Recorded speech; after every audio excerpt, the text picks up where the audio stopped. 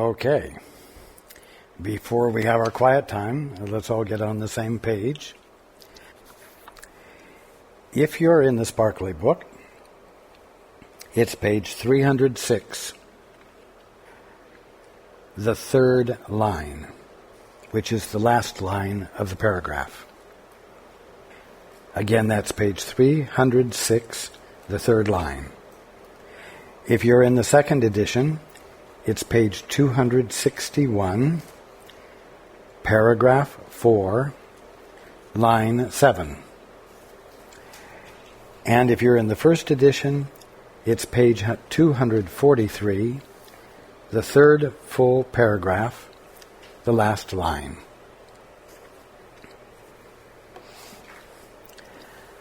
Okay. Let's take a few moments to be quiet together.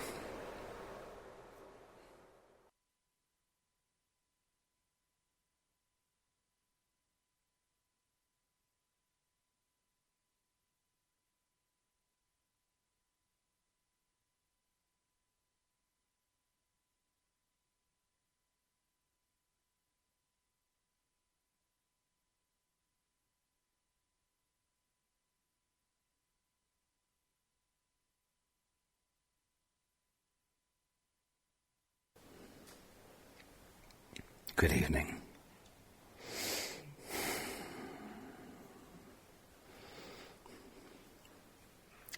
And welcome to everyone who's joining us on the internet.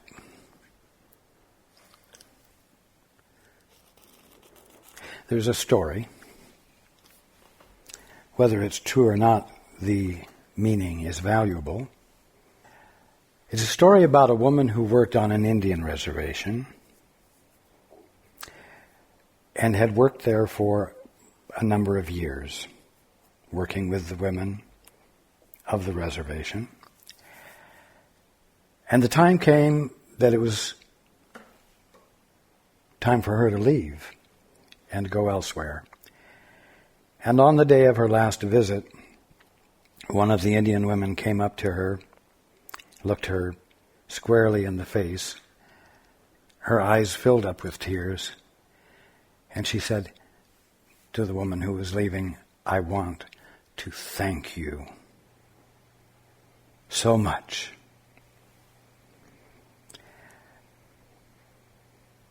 And the woman who was leaving, in thinking back over the time she had been there, realized that she really had never interacted very much with this woman, except in the most casual of ways. And she leaned over and said, "What for?" And the Indian woman said, "Because whenever I'm with you, it's easy to like myself."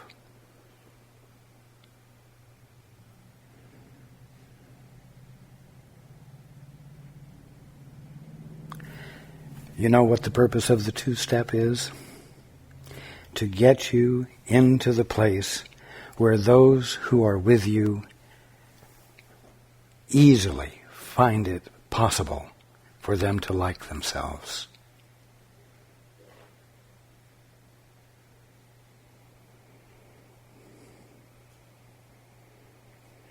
I'm backing up a sentence or two from where we're starting tonight. When you condemn a brother, you are saying, "I, who was guilty, choose to remain so." And remember that I brought out that you may not feel guilty, but if you are willing to employ guilt in your relationship with others, you are valuing guilt,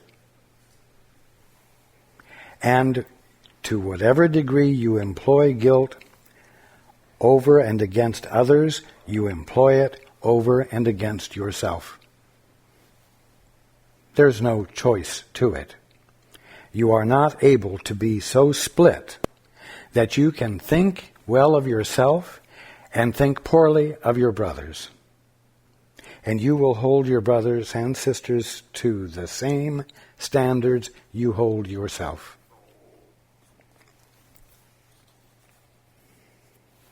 So when you condemn a brother, you are saying, I, who was guilty, I, who value guilt in any way, choose to remain that way, choose to remain so.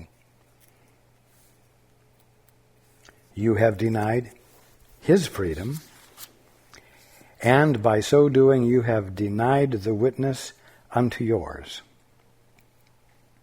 The witness unto yours. The witness unto yours would be the brother that you didn't make guilty. The brother who found it possible to like himself better and more easily when he was simply around you. You could as easily have freed him from the past and lifted from his mind the cloud of guilt that binds him to it, and in his freedom would have been your own. Now this is a very simple principle. What you give, you get to keep. And it's a law. It's always operating. If you give little, you get to keep little. If you give a lot, you get to keep a lot. If you give an acknowledgement of innocence, you get to keep an awareness of your own that you will find yourself filled with as a result of extending it to your brother. You get to keep exactly what you give. No more, no less. Always. If you give hate, you will get to keep hate. If you give jealousy, you will get to keep jealousy. If you give love, you will get to keep love. It's operating 24 hours a day, 7 days a week. There's no moment in which that is not operating absolutely.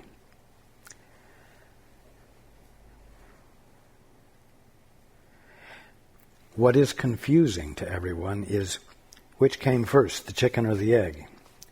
Which came first, my thought or the other person's behavior or the other person's belief? What is it that triggered the event? Well, you are your own best examples of how this works. You know, without a doubt, that no one can change your mind against your will. Whatever you set your mind to is the way it is for you. And anyone can talk until they're blue in the face without affecting your stance or position in any way. So you are the one who is the initiator, or as we said last week, the determiner, the one determining how things are going to be. Now, your brother or your sister may be ignorant of his or her birthright and may be acting out on the basis of a very poor image of himself or herself. But how that affects you is entirely up to you. And how you are determining their behavior is going to affect you.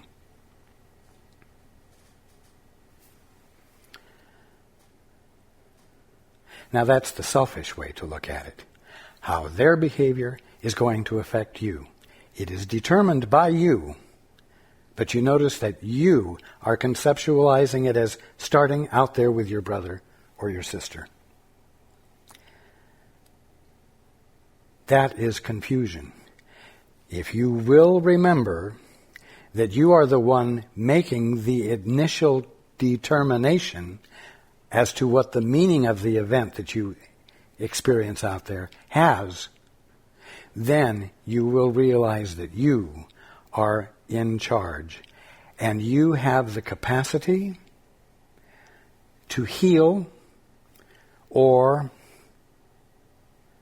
cause greater confusion.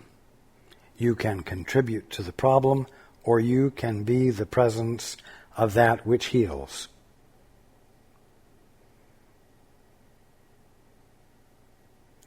These are, as I said last week, very important things we're talking about at this point.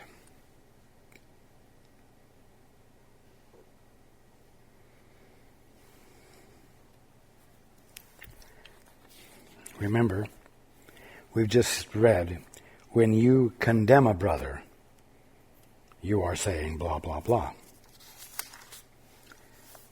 Continuing, lay not his guilt upon him, meaning by condemning him.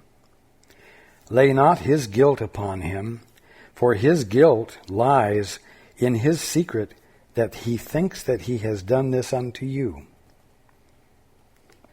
If you condemn him and he feels guilty, he believes that he has caused you your grief, that he is guilty for the grief you are experiencing. But, as I've just pointed out, that can't possibly be true. He cannot be guilty for anything you are experiencing.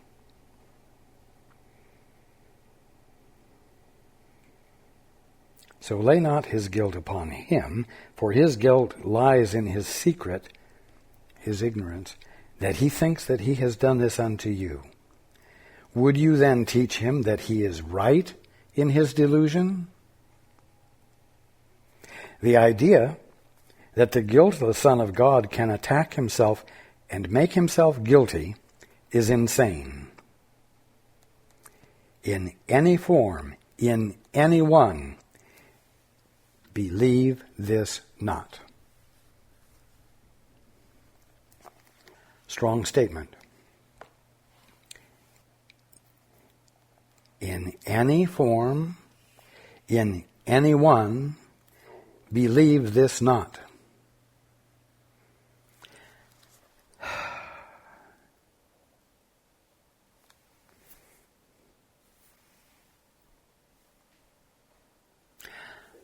Your function really is to look into your brother's eyes and remember God. Now, that doesn't mean look into this crazy bastard's eyes that's across from you and see how horrible it is, and then remove yourself from it and go unto God. You don't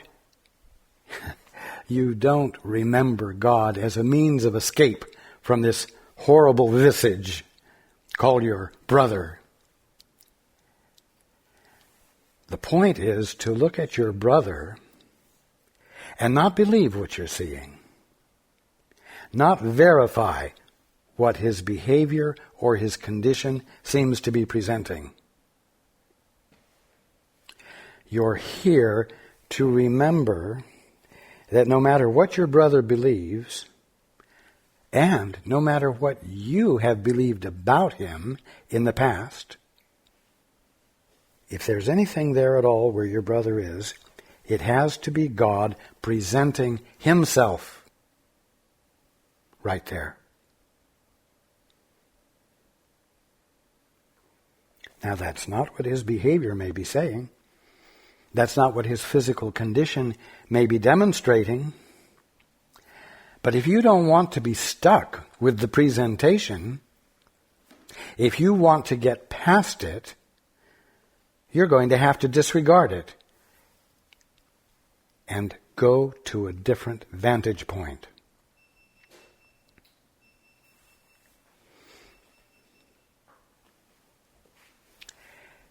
It's a radical stand that you have to take relative to your brother.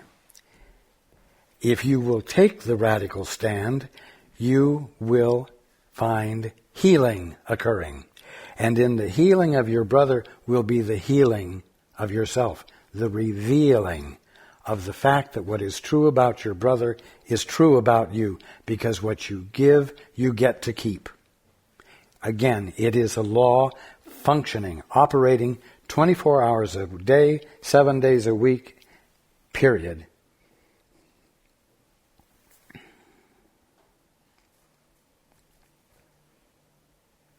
So the question is, how are you going to use your mind?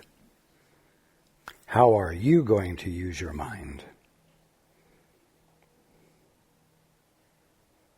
Now, why? Out of all the possible things you could engage in, why would it be your function, with a capital F, your function, to look at your fellow man and remember God? Because that's how you get out of your dream. That's how you get out of your misinterpretations, misunderstandings, confusions, and all of the spontaneous reactions that come from them. That's how you wake up. Because at the bottom line, the only thing that is keeping you from experiencing yourself as you truly are is the fact that you have determined, because you thought there would be value in it for you, that you are separate and alone. That you are either self-created or part of an evolutionary process of a material universe. All of that is an idea. Those things are just ideas. You have been taught them. You believe them. And somebody had them originally as an imaginative idea. But it's not the truth. But that idea has and does keep you, has kept you, and keeps you bound in ignorance and incapable of experiencing your birthright. So, the reason it is your function to look at your brother and see him from a radical standpoint is that is the way you break the fundamental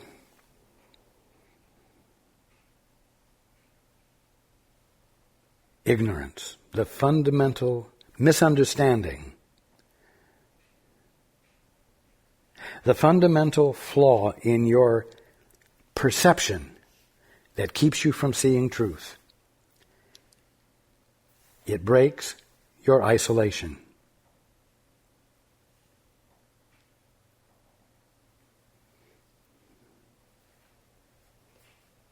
It may be relatively easy for you to imagine or believe that you are not separate from God, that God does love you, and that you are loved by this love always.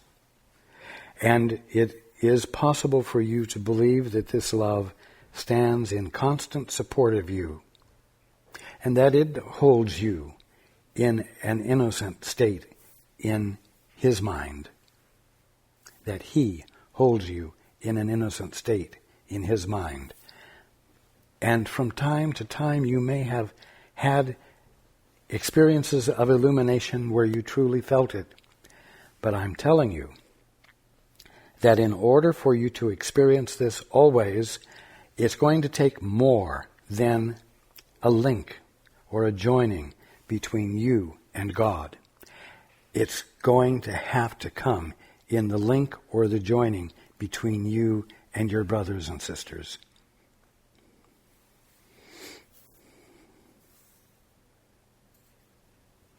Now, I've suggested this before, and I'm going to suggest it again, because it's a very powerful and practical practice.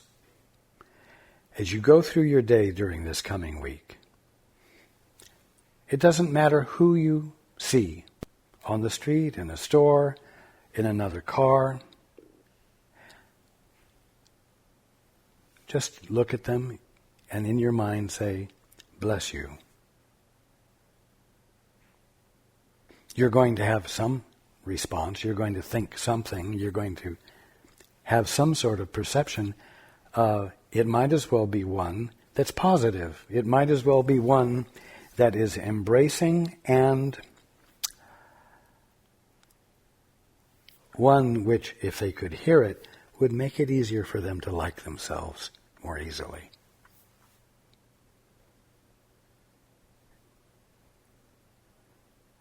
It will also be a wonderful practice for you because it will remind you that you can do something other than what you usually do as you encounter your fellow man during the day. And you will notice that it will arouse a feeling within you about yourself that feels good and should.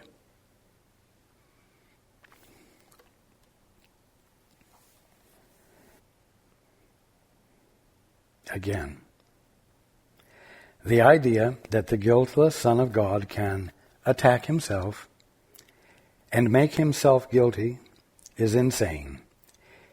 In any form, in anyone, believe this not. For sin and condemnation are the same.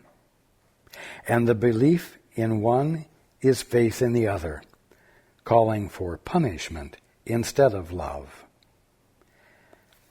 See, all of this is pure insanity. Why? Because you aren't the orphans you think you are. You are the direct expression of God right now. At every moment, in every instant, you're nothing more nor less than God presencing himself right there where you are. To think otherwise is delusional or insane. Nothing can justify insanity. Why? Because it's impossible for there to be anyone to be insane.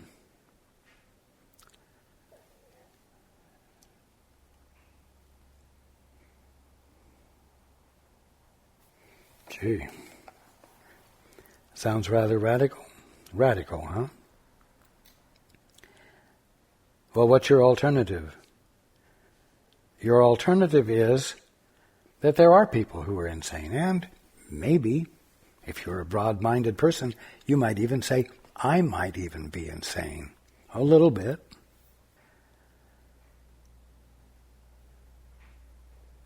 But if you do that, you're stuck. If you do that, you're accepting something that is not true, and it's based upon a fundamental ignorance of what you are. An ignorance that you're the son or daughter of God. God expressed right there where you are.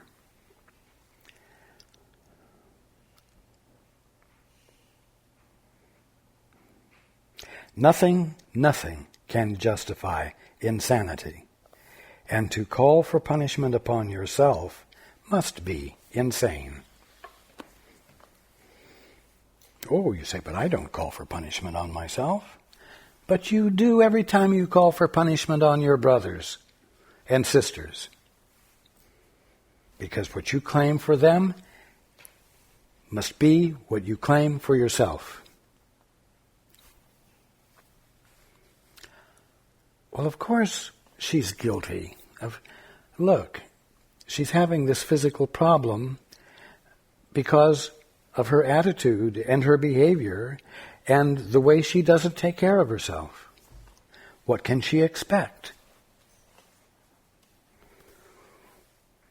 Well, you know what? If you say that about her, you say that about yourself.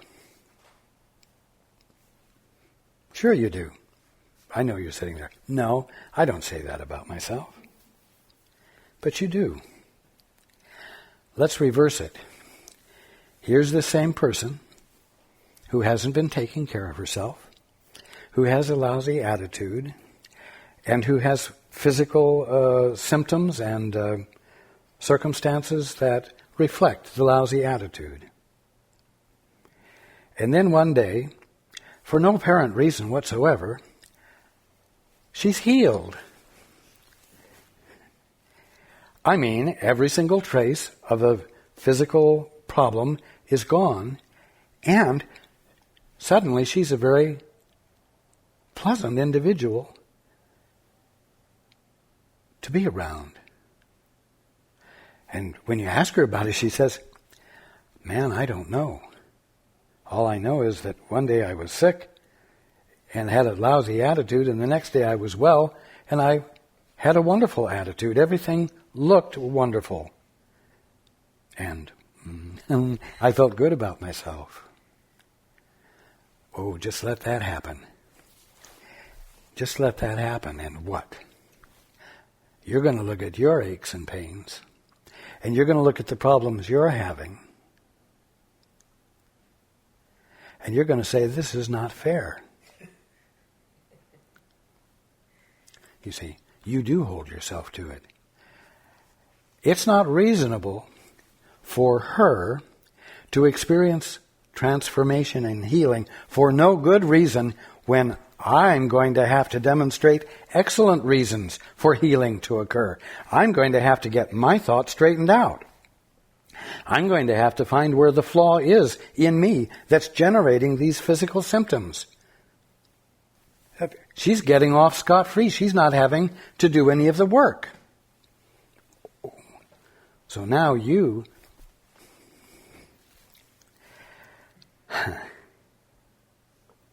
who doesn't apply those rules to himself that he applied to her when she was having a problem,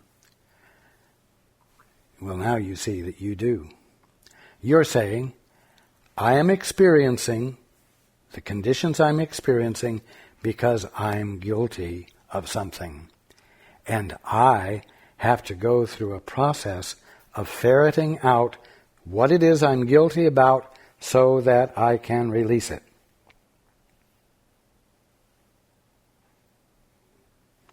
So you do lay guilt trips on yourself.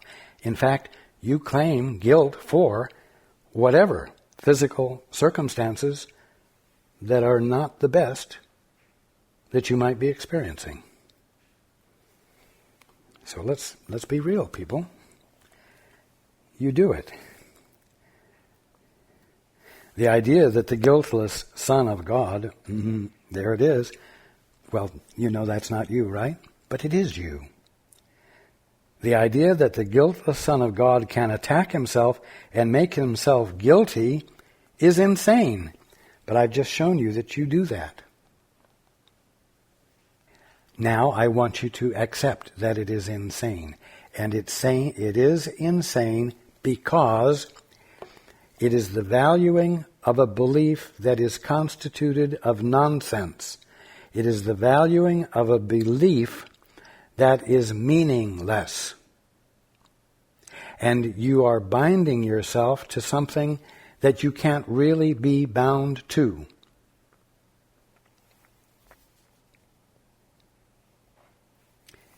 In any form, in anyone, believe this not. Not for yourself, not for your brother. As radical as it may sound, as unreasonable as it may sound, adopt this attitude. In any form, in anyone, believe this not. For sin and condemnation are the same, and the belief in one is faith in the other, calling for punishment instead of love. Nothing can justify insanity, and to call for punishment upon yourself must be insane. Now, think about it. You do look at others, and perhaps you do it more since you've become a student of this wonderful course. You have developed the habit of looking at yourself or others and passing judgment on them and saying, you have created the problem for yourself.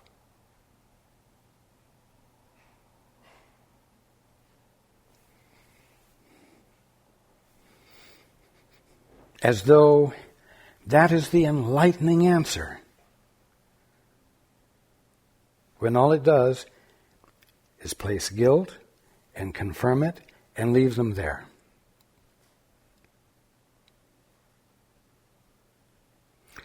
You created it, you are going to have to uncreate it.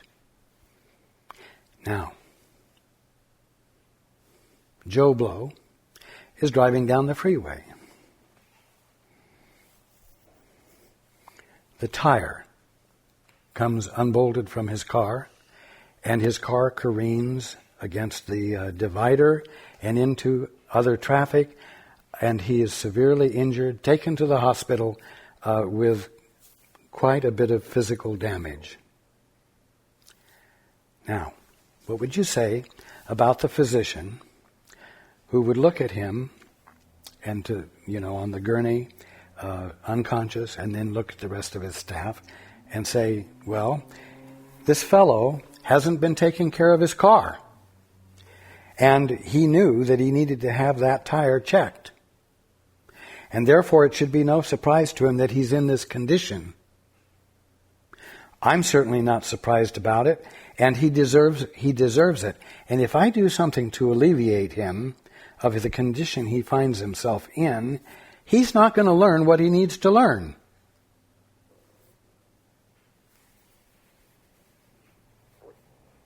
Now,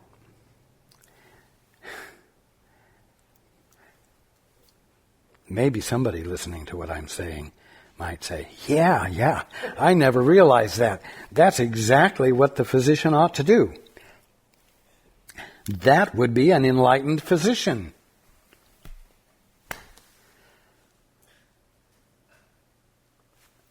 But for the majority of you, with intelligence and common sense and compassion and love, you would recognize that this physician should be removed from the emergency room and someone else replace him. Someone else who will come in and look at this fellow and say, no matter what has happened up to this moment, there are conditions here that are not representative of health and well-being, and I must address those and bring him into a state of physical balance and function. And he will bring everything to bear upon the situation that he can, and call in other experts, surgeons, whatever might be necessary to help reestablish balance and life there. Now the point is that he will utilize all of the energy and strength of mind and intelligence. He will bring it all to bear on the situation, no matter what has happened up to that point. No question will come up as to whether the person deserves to be brought into a state of balanced life. Now, forget about that you're a student of the Course, or you're a student of truth, or you're a metaphysician. Forget about that. Remember that you're a brother or a sister, that you are part of a family of man.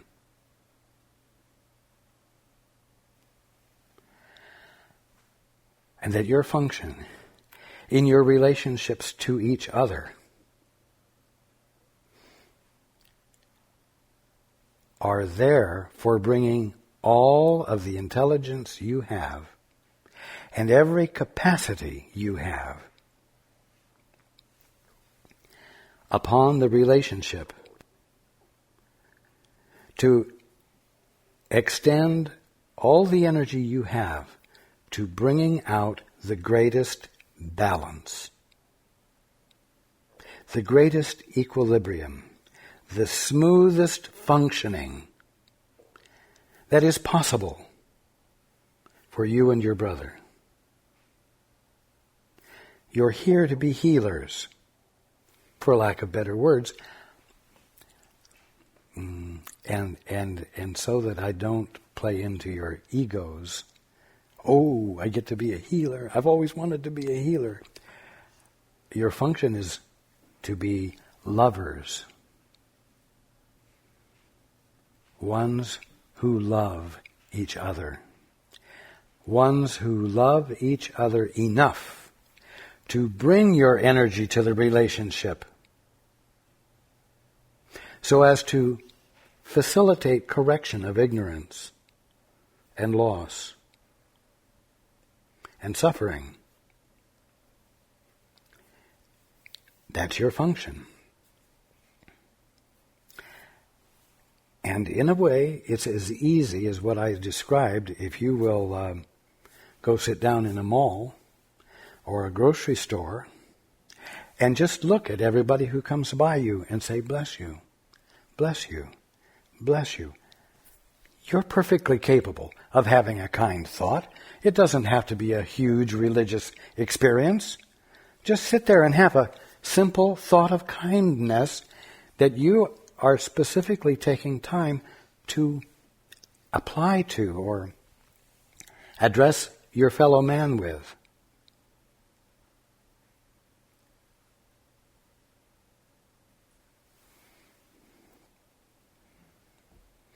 It's that kind of attitude in which judgment isn't brought into play, but an awareness of innocence is brought into play that others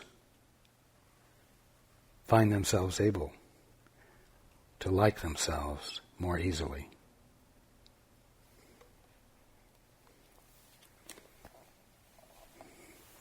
And it's really all that the two-step is about.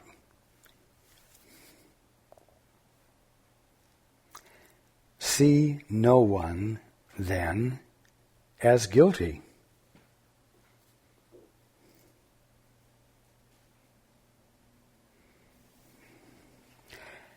And you will affirm the truth of guiltlessness unto yourself.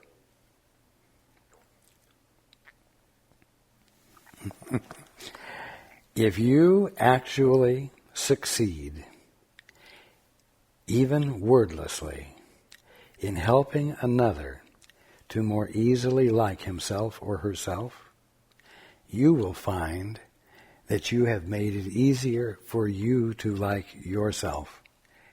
And it will happen without your having ferreted out your flaws and corrected them. It will happen because you've employed your mind in an act of love that you can't help but be embraced by in the process and feel. Like I said, it's a law, 24/7. What you give, you get to keep. It happens whether you went on an internal witch hunt or not. If you give something valuable, you will find yourself having it.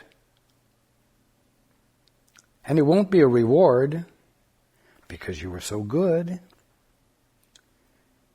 It'll be a simple expression of the law of being. What you give, you get to keep.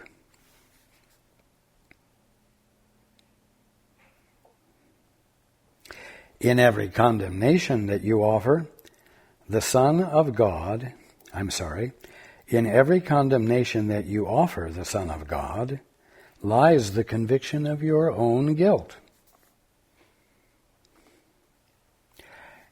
Lies your conviction that there is value in guilt and employing it, which automatically means there is value for it to be employed on you as well. If you would have the Holy Spirit make you free of it, accept His offer of atonement for who? For yourself? That would make it easy, wouldn't it? No. Accept His offer of atonement for all your brothers. What you give, you'll get to keep. What you don't give, you won't have. And I promise you that as long as you look at your brother and judge your brother and render him guilty, you won't have innocence yourself. And there won't be transformation, and there won't be healing, and there won't be anything you'll like. And it won't be your brother's fault.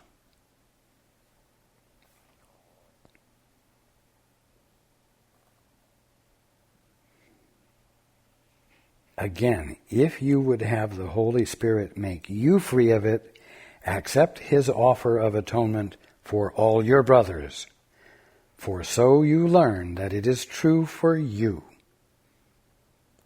That's just the way it works.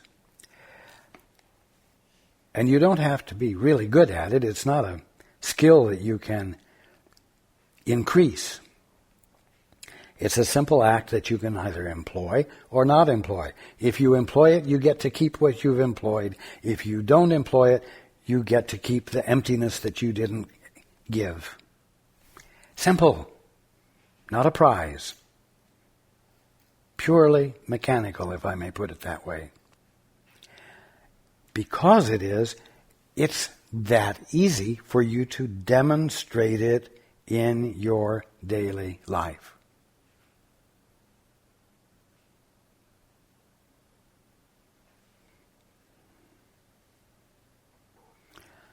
Well, does that mean then that you should go out and find the biggest bastard in your experience and work on him? No, keep it simple. Just go to the grocery store or stand in front of the post office for 10 minutes and watch everyone who goes in and comes out and say, bless you. I may not see it, but I know that right where you are, God has to be being all there is of you. Bless you. I can bless you for what I believe may well be there. I can do that. Bless you. Bless you for what is really moving in and out here of this post office. You can do that.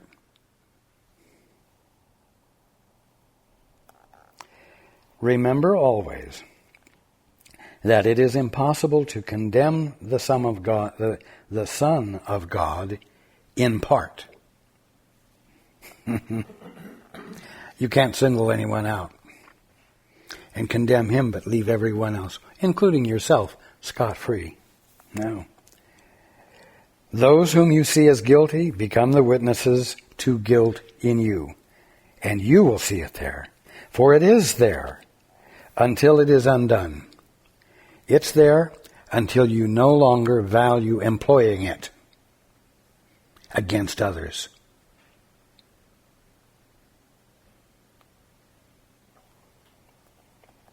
Guilt is always in your mind, which has condemned itself. Project it not, for while you do, it cannot be undone. The undoing of it lies in the absence of your employing it.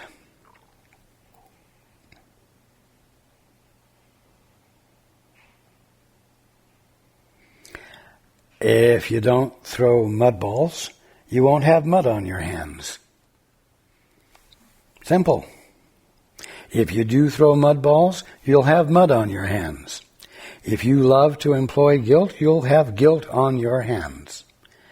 And the only way for that effect to be undone is to stop throwing mud balls. See, these are not deep metaphysical principles. They're very simple.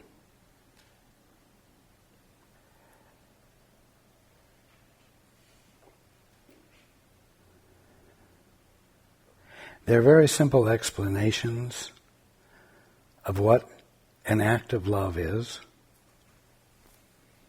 what simple acts of love are, and what the result of them will be. And what a simple act of hate seems to do and what it will be for you.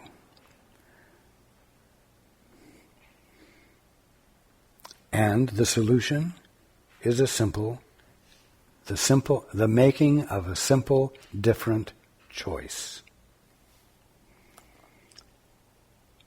With everyone whom you release from guilt, with everyone whom you choose no longer to employ guilt upon, great is the joy in heaven, where the witnesses to your fatherhood rejoice.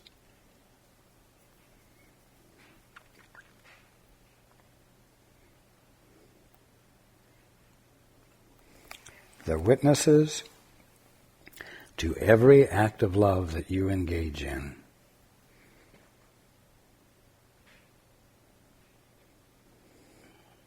Constitute a great sound of joy in heaven, in reality, in actuality.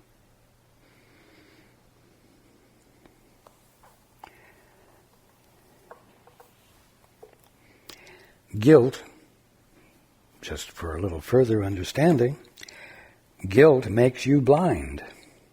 For while you see one spot of guilt within you, you will not see the light. Or for while you see one spot of the valuing of guilt within you, you will not see the light. And by projecting it, the world seems dark and shrouded in what? In your guilt that you're projecting, in your valuing of guilt that you project on your world to get your world to behave the way you need it to behave so you can feel comfortable while you're still claiming to be an independent orphan, separate from your Creator.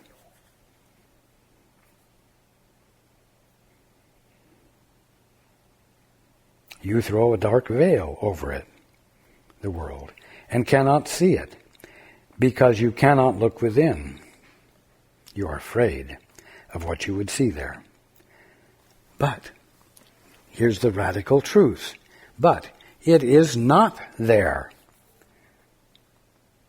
The guilt you would apply to yourself and the you that would employ guilt doesn't exist. So if you really look within yourself, you're not going to find the darkness there. The thing you fear is gone. Because guilt was never valid. And it was never useful. It could only have been useful against other orphans. And so what happens is that orphans take advantage of each other and seem to be able to accomplish taking advantage of each other because they capitalize upon the fact that they're all ignorant of their source. And therefore, they can be fooled. But even though they can be fooled, it doesn't change the fact of what they really are, not orphans. And so the guilt that they feel isn't real, because that which is feeling it is just an imagined sense of self, a costume, a mask that they're employing.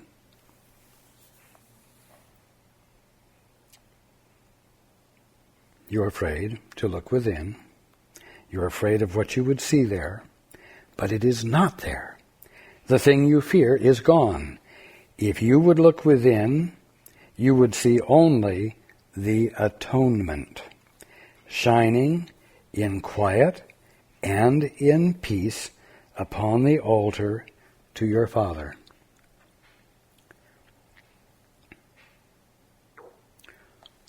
Where is this altar? Some say it's near the heart physically. Some say it's at the heart chakra. There are places that seem to be physically identified as the altar. But I will tell you, The altar is located in the little gap between memory and imagination, the past and the future. The altar is in the silence, where thinking is not going on, calculating and imagining and defining, but rather listening.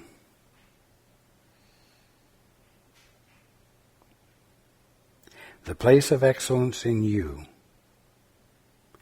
is in that gap between memory and imagination.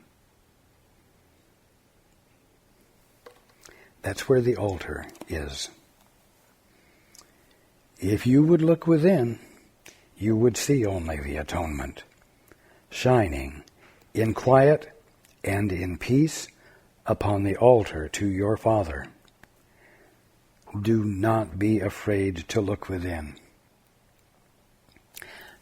Don't be afraid to be radical. Don't be afraid, no matter what your brother seems to be saying.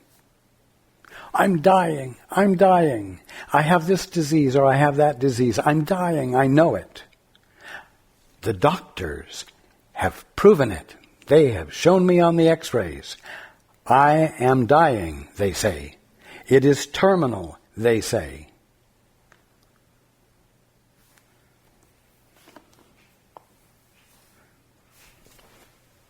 Really, are you going to believe that? Are you going to just say, wow, this is really hard to take. I love you so much that I can't stand the thought of your not being here. This is really devastating to me. Can there be healing there? Is that your function? Is that looking at your brother and remembering God? No. But your function is to do that. And if your function is to do that, it means the capacity to do it is present with you. You just simply have to employ it. Instead of saying,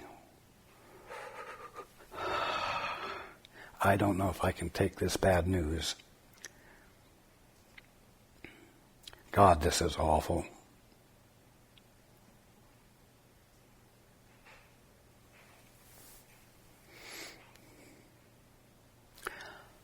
I will do everything I can to make your last days as comfortable as possible.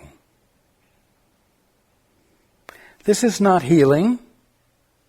This is not your function. This is not remembering God.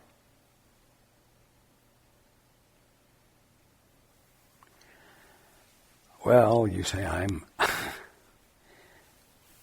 all of this that you're telling me is quite radical. I don't know what to do instead of commiserating. Exactly. You don't know.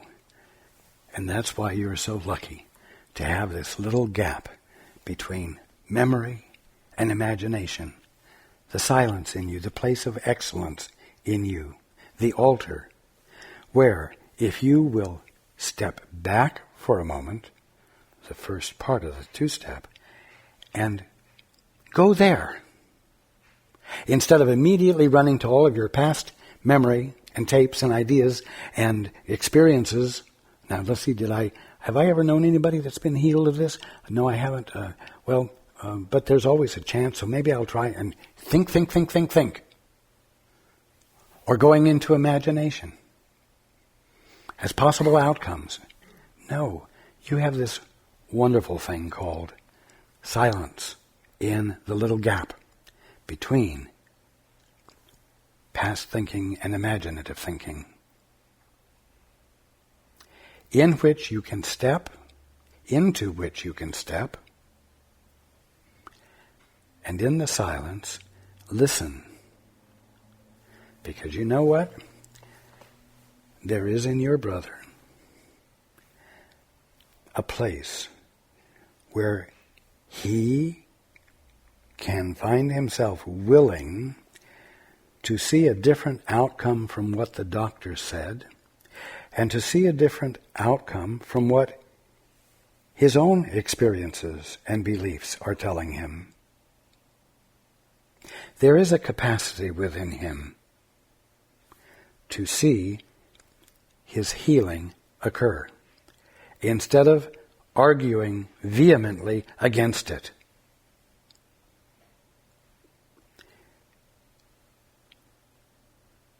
And you know what? Just as the physician who would bring all of the resources to bear upon the situation that he's working with, you can dare to go into the silence and reach out to all of the resources that your right mind can make available to you as your conscious experience of what truth really is, so that you can open up your mouth and say the things that will help your brother gently move to that point of the willingness within him to see a different outcome that's totally 180 degrees out of sync with what he's been so confident about, since the doctor's confidence laid the facts out to him as devastating as they were. That's your job. That's your opportunity. And that's the way you get to keep the wonder that you give.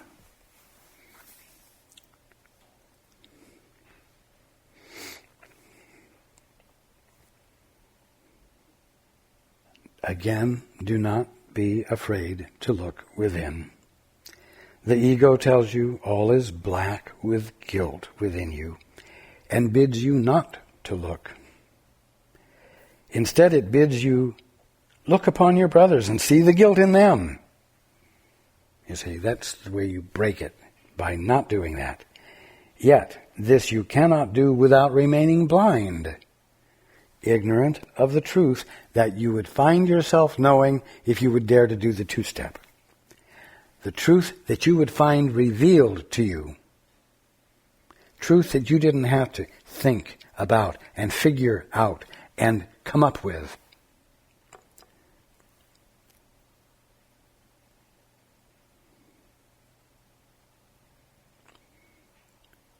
It bids you look upon your brothers and see the guilt in them.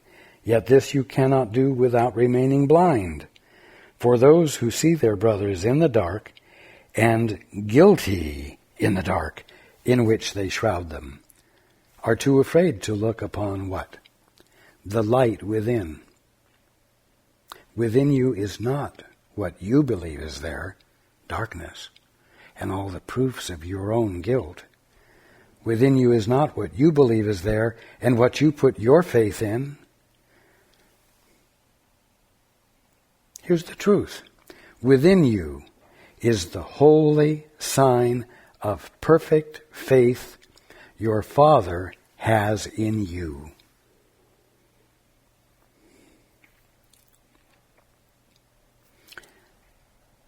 And when you're willing not to be an orphan any longer, when you're willing to annul the divorce that you got from your father and feel your sonship or your daughtership and his fathership, you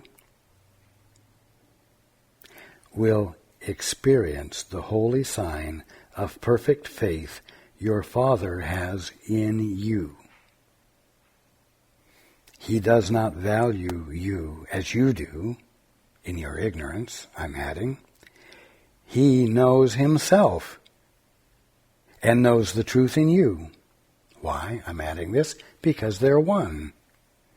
He knows there is no difference, for he knows not of differences. Now, is this a clue or what? When you see your fellow man, this might be the thing for you to do. Within your brother is the holy sign of perfect faith you have in him.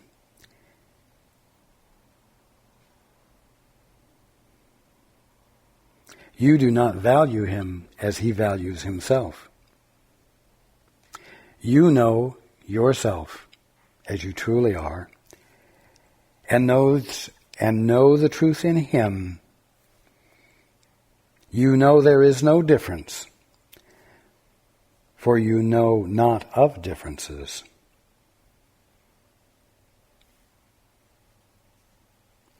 No, you're both the same, and you're both the Christ. You're both the sons and daughters of God, and you are not guilty.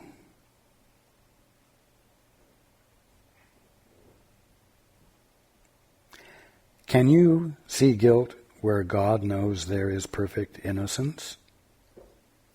Well, the answer is no, but you can imagine that you're able to see guilt where God knows there is perfect innocence. Not only can you imagine it, you do imagine it. There's so many people that you will not give the time of day to because they don't deserve it. They are guilty of something. You have determined them to be guilty. You have judged them. You have condemned them. And so you believe that you can see guilt where God knows there is perfect innocence. And as long as you're doing that, you're not performing your function of looking at them and remembering God. You're not looking at them and extending to them what God is extending to you.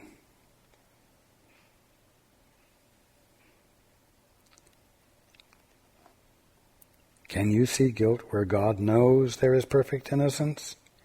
You can deny his knowledge, but you cannot change it. Look then upon the light he placed within you, and learn that what you feared was there has been replaced with love. It actually was replaced with love before you decided to cover it over with an imagination of your own. Once having replaced it with an imagination of your own, it didn't undo the love and the innocence that really is the only thing that could be there. And so the experience you so greatly desire of your innocence and of being held in perfect love awaits you presently and waits for you to abandon practicing an imaginative overlay upon it and believing your imagination.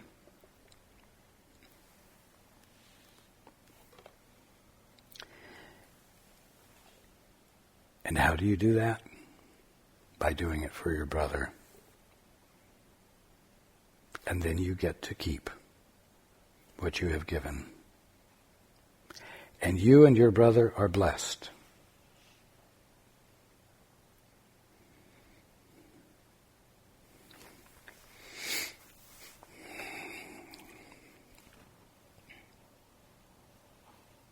As we have moved through the course, there have been periods where you have felt like I have become monotonous because I don't let go of something and I keep bringing it up.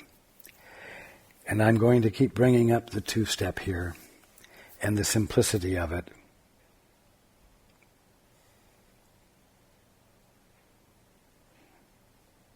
Because you know what? There's no need to suffer through the amount of time it would take for us to finish this book. I don't mean suffer through the finishing of it, but until you're awake, you are suffering from guilt. And you are causing your brother or contributing to your brother's inclination to feel guilty for no good reason. And there's no reason for that to be extended any longer.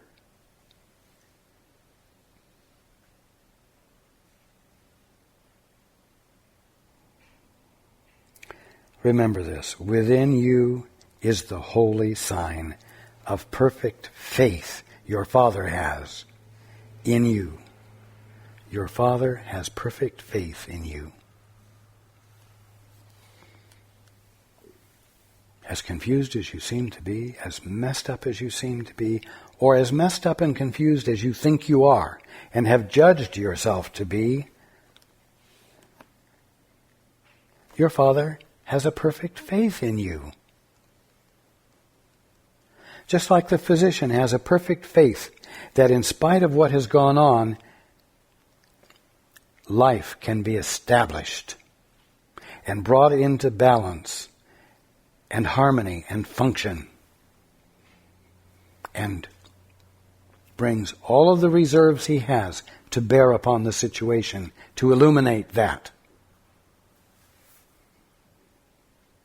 And each one of you has that capacity and that function to perform on each other's behalf.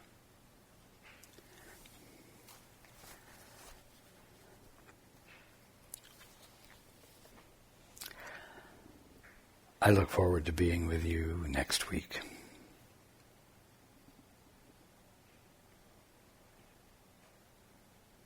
And please, remember, as often as you can,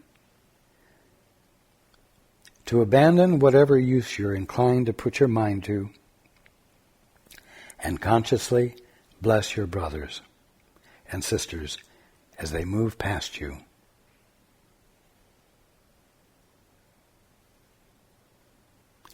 It will bless you.